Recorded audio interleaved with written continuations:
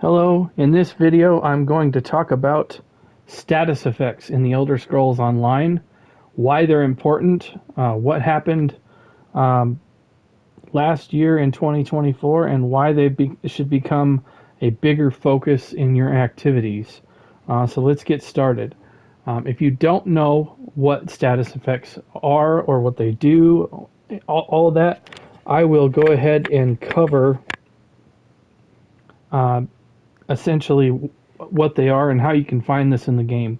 If you pull up your menu and you go to this help menu here, and then go to tutorials, and then you're going to have to, the best way to do this is I always scroll to the very bottom, and then you just go up just a little bit, and then combat is right here in between synergies and enchanted weapons. So you want to go into combat, and then it's the third one down, status effects. You don't have to click into this menu, you can scroll once you're here. So there are 8 different status effects. 4 of them are magical types, and 4 of them are martial damage types. So your magical damage types are flame, shock, magic, and frost.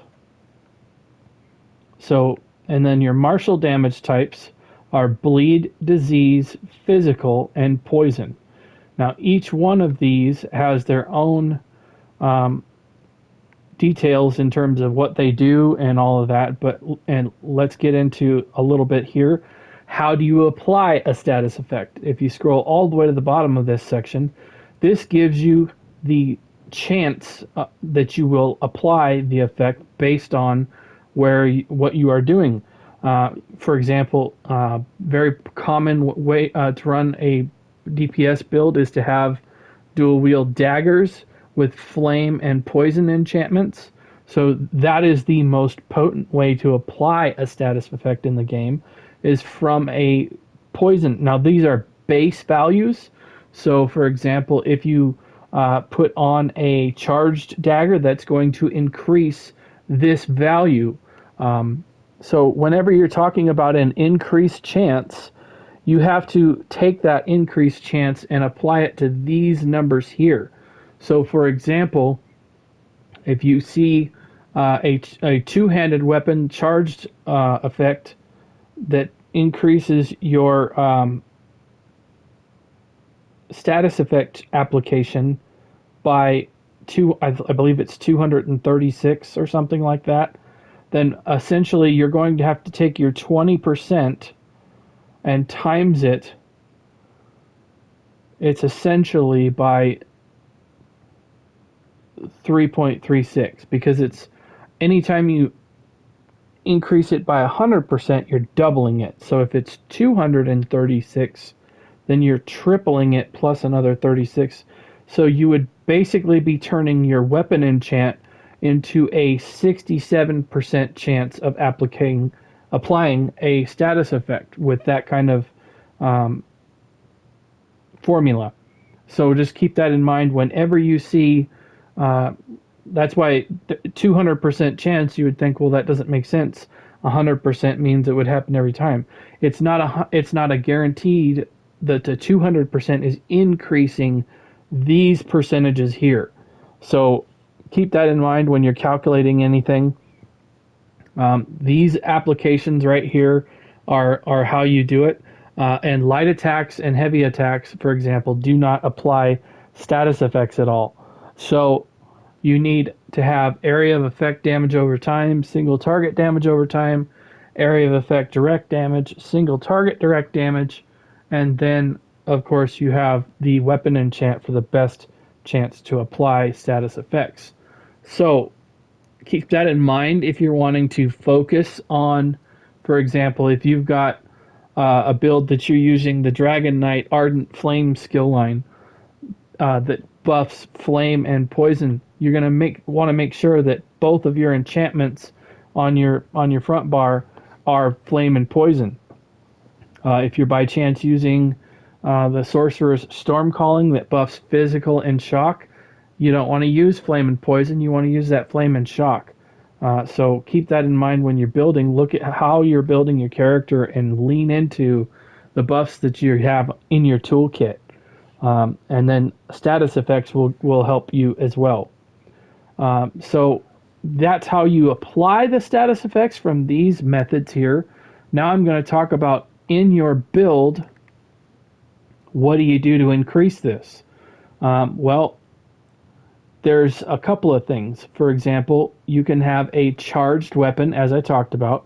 This is the value here, the 117.5 is the one-hand value. If you have a two-handed weapon that is charged, I'm not sure if I have one in the inventory here to show you, but it is 236. I don't have one in this inventory, but it is 236% when you gold it out. I can show you by going on to the, I'll just go onto this here and I'll make a Inferno staff and I'll put it charged and I'll gold it out. And there you, it's 235, pardon me. It's 235%. So there you go. That's the amount if it's a two-handed. So if you do two-handed daggers and you make them both charged, this will be your result here. And by the way, that is optimal for boss fights, to keep that in mind if you're trying to build stuff. So back to it. So I'm going to go over a little bit here in the champion tree. One of the most important things you can make sure you're filling in are these right here. When you go into the extended might node and then you go over here on the side arms, you want to make sure that your flawless ritual passive, your war mage, this is all going to buff your magical damage status effects, which is again your magic, flame, frost, and shock.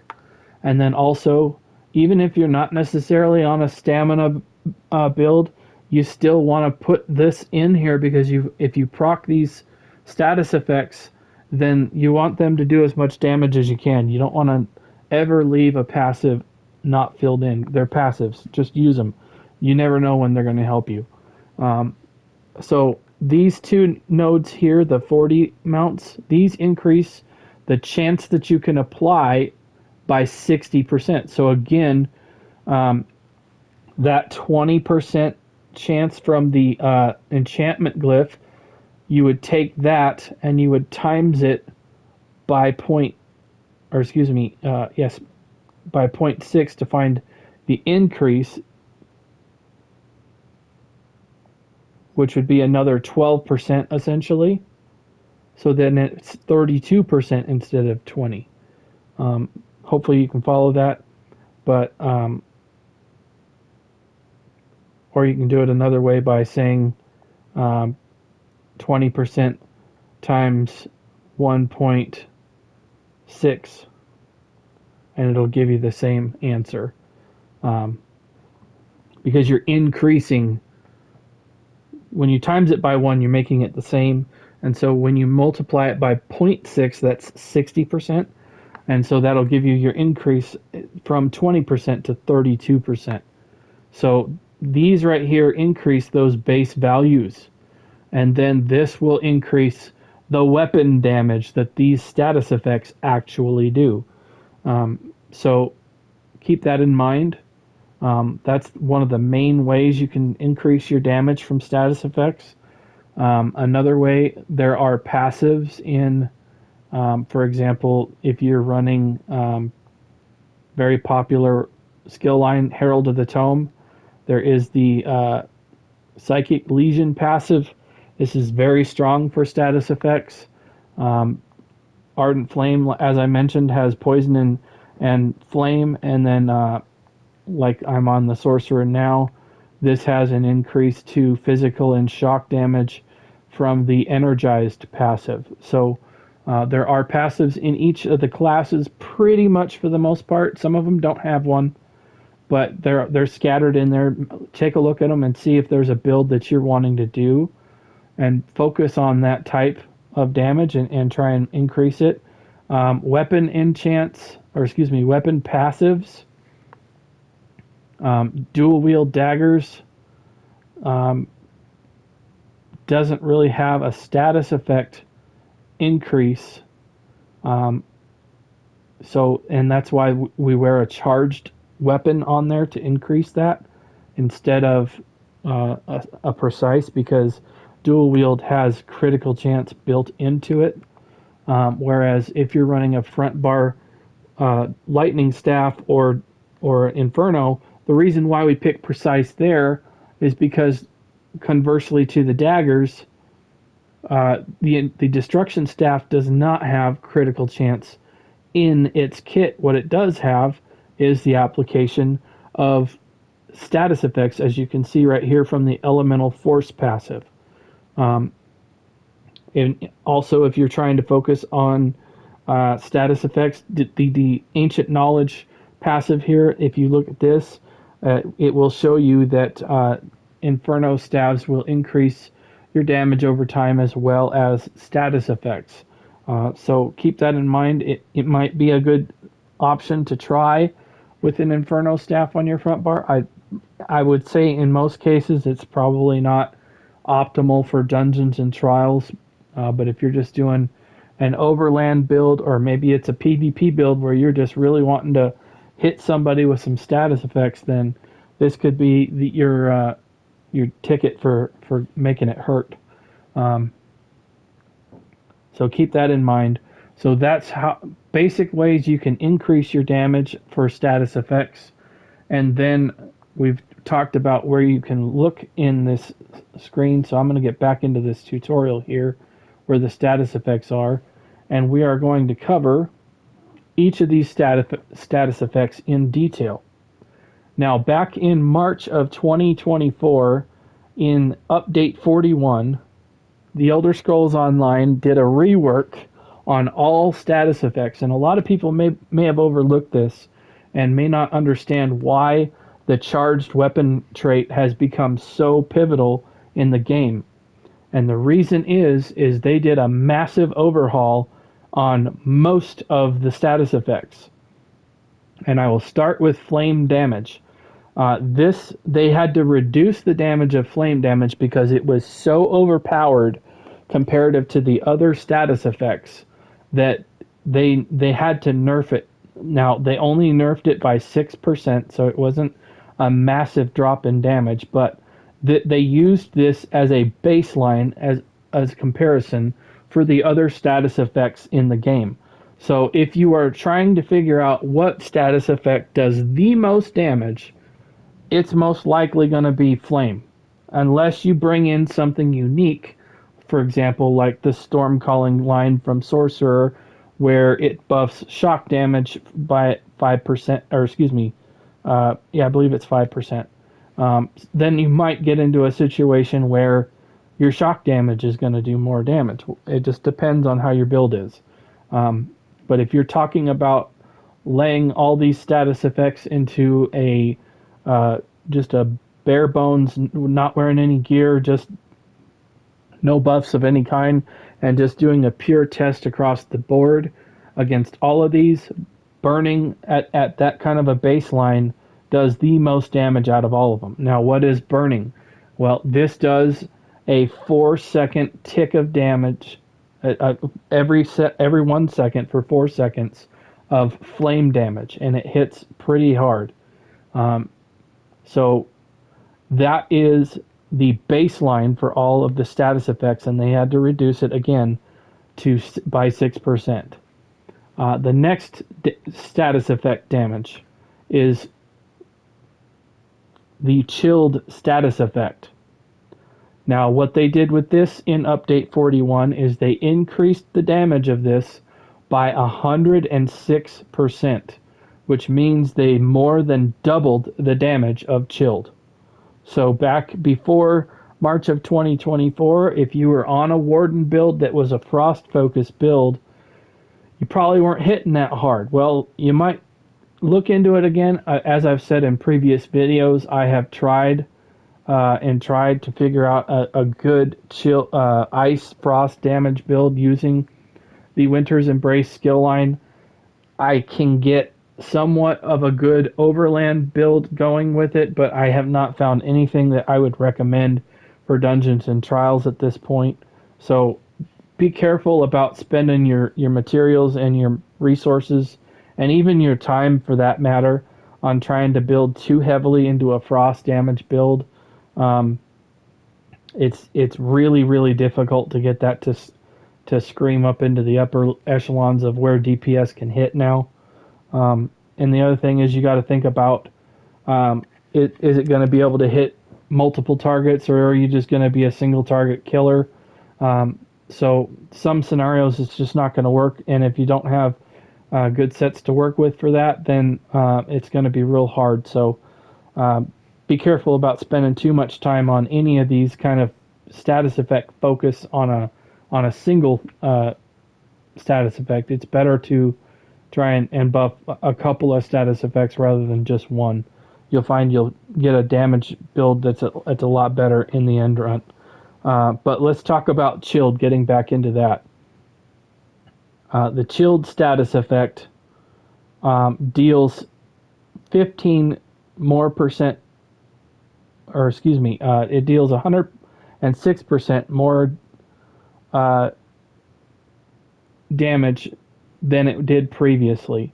And what it does is it hits instantly for chilled for frost damage, and it applies minor maim for 4 seconds, which reduces enemies' damage by 5%.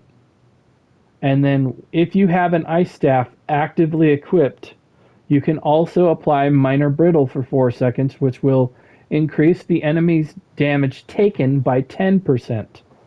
Now, there's a slight misconception about this chilled status effect that I'm going to talk about, because I've ran into people that are trying to say certain things about this. You can also proc minor breach from this.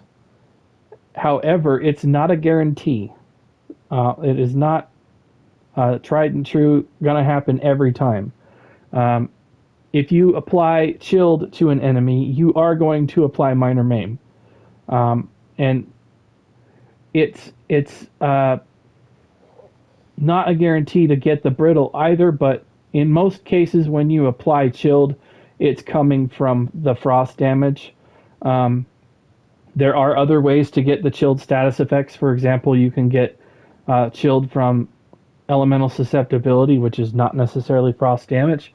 It's just applying the status effect. So in that manner, you wouldn't necessarily apply the brittle, but probably the best way to focus on that is if you're running the blockade here and you have a frost staff and you have chilled enemies, then they're going to be inflicted with minor breach, and that's probably the best way to try and get that breach to hit, is with the frost blockade included with your chilled status effect. So moving on to the next status effect in the list, I'm going to talk about the concussed status effect. This again, very similar to frost chilled. The concussed mainly comes from shock damage.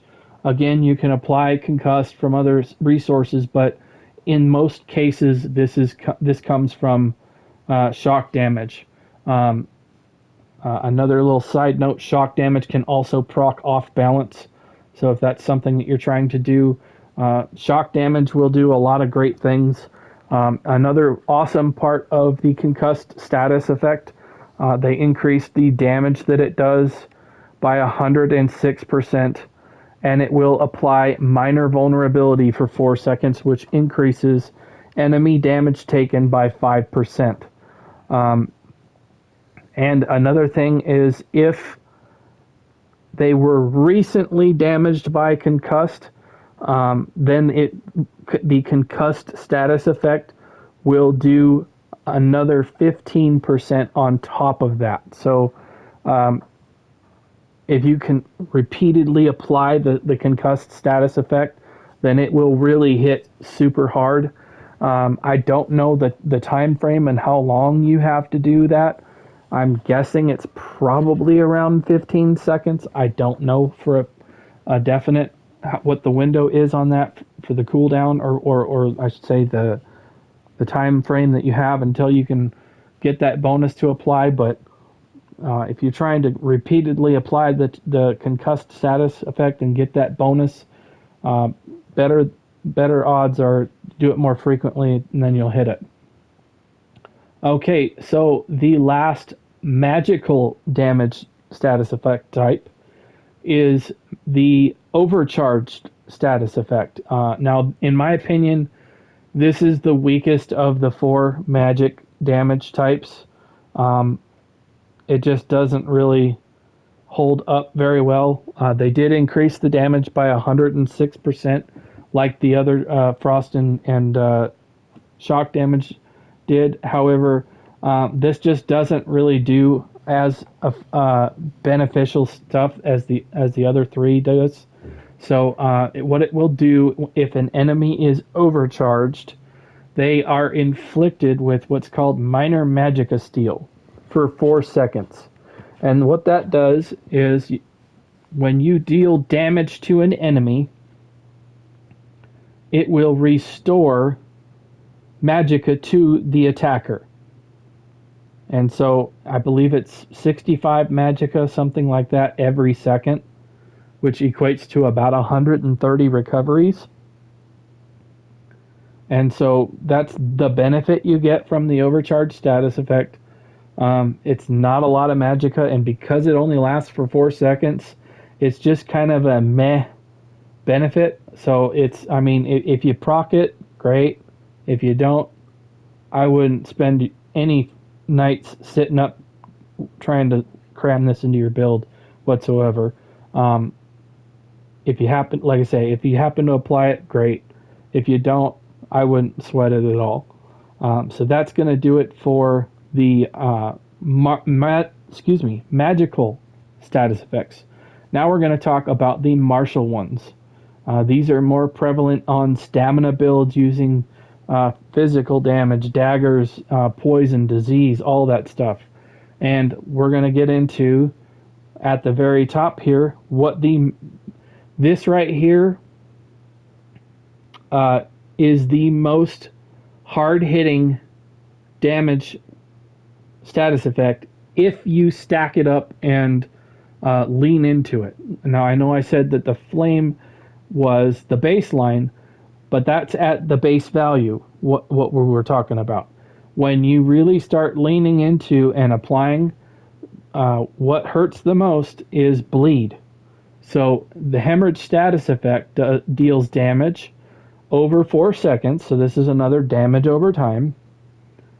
Just to rehash, there's 3 types of damage that do damage over time: poison, bleed, and flame. Those are all great for Zen builds. If you're in a Zen build, try and get those damage types in, because if you proc the status effect, that'll be another status damage over time on the enemy that'll help you keep your Zens procced really easily.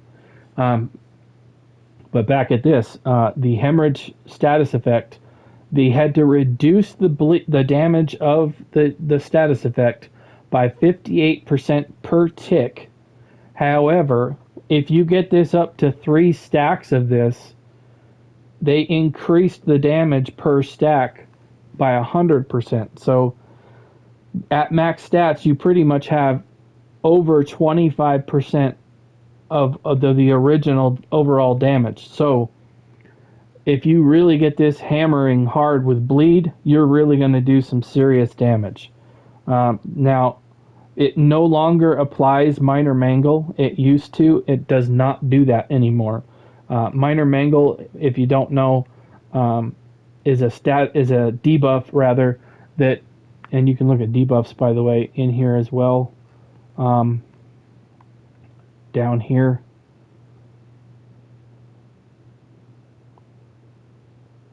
There's minor mangle right there.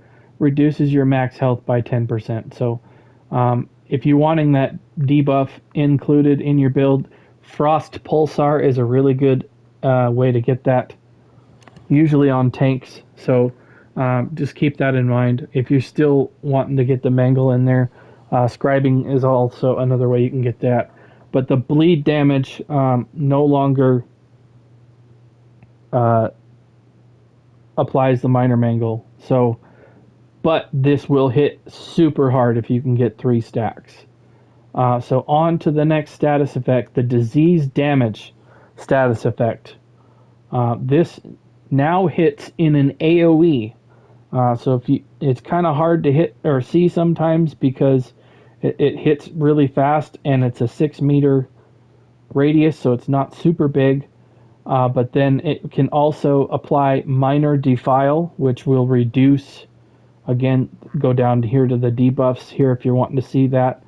Minor defile will reduce healing taken and shield size by 6%.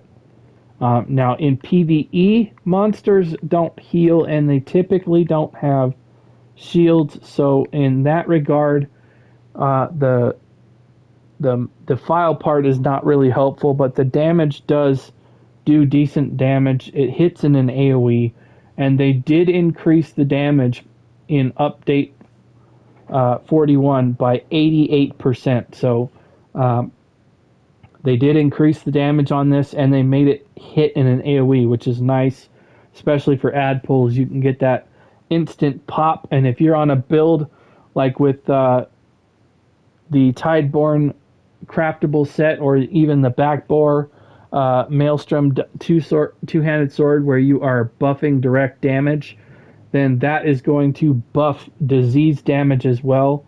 Also, anything that hits instant damage, like physical, for example, the next one coming up, or shock and frost, those also hit in direct instant damage as well as magic. So these status effects can hit harder if you're leaning into direct damage, so keep an eye on that in your build setups as well. But disease damage is kind of, it's not as powerful in PvE, but if you've got a direct damage setup, it can do nice damage in an AoE trash mob. So the next one I'm going to talk about is the physical damage. This applies the Sundered status effect. Now, obviously, you can get Sundered from other things such as a gear set or even a spell of some kind that just applies the Sundered status effect. Very common way to get Sundered. Also, I believe the Adric Spear has the Sundered status effect in the Burning Light. No, it's another.